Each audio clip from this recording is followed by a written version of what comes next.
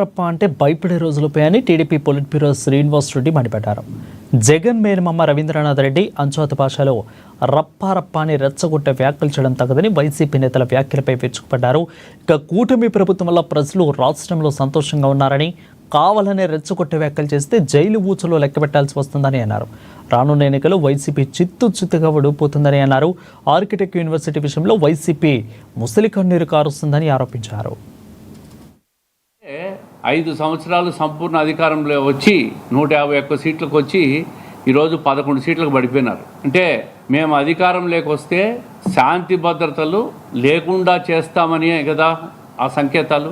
రాష్ట్రాన్ని మళ్ళా ఒకసారి నాశనం చేయాలా. ఈరోజు అభివృద్ధి చెందుతున్న రాష్ట్రంలోకి ధైర్యంగా పెట్టుబడిదారులు, పారిశ్రామికవేత్తలు అందరూ వస్తున్న తరుణంలో ఈరోజు రఫా అని భయభ్రాంతులు గురి చేసే మాటలు మాట్లాడుతూ ఉన్నారు. వాళ్ళకు బుద్ధి ఉందా అని అడుగుతూ ఉండా. ఏం మాటలు మాట్లాడుతూ ఉన్నారు మీరు? ఈరోజు కడప జిల్లాలో స్టీల్ ఫ్యాక్టరీ ప్రారంభమవుతూ ఉంది. జగన్మోహన్ రెడ్డి గారు అంతకుముందు రాజశేఖర రెడ్డి గారు ముఖ్యమంత్రిగా ఉన్నప్పుడు కూడా భూమి పూజలు చేసిన ఫ్యాక్టరీ ఈరోజు చంద్రబాబు నాయుడు గారు వచ్చినాక స్టీల్ ఫ్యాక్టరీ ప్రారంభమవుతుంది.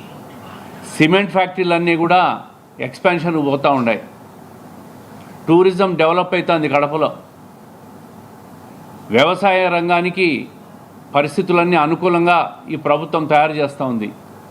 నీళ్ళు ఇవ్వడం, డ్రిప్ ఇవ్వడం, సర్వీస్ సెక్టార్ కూడా ముందుకు తీసుకుపోవాలనే ఆలోచనతో ముఖ్యమంత్రి గారు అనేక రకాల ప్రణాళికలు రూపొందిస్తూ ఉన్నాడు. కొప్పర్తి ఇండస్ట్రియల్ హబ్ బ్రహ్మాండంగా ఎంఎస్ఎంఈ యూనిట్లన్నీ వస్తున్నాయి.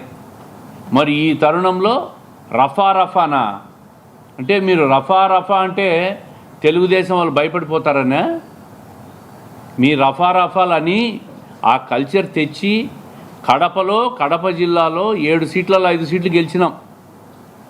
మాజీ ముఖ్యమంత్రి జగన్మోహన్ రెడ్డి గారు కాంగ్రెస్ నేతలపై పెద్దపల్లి జిల్లా బీఆర్ఎస్ పార్టీ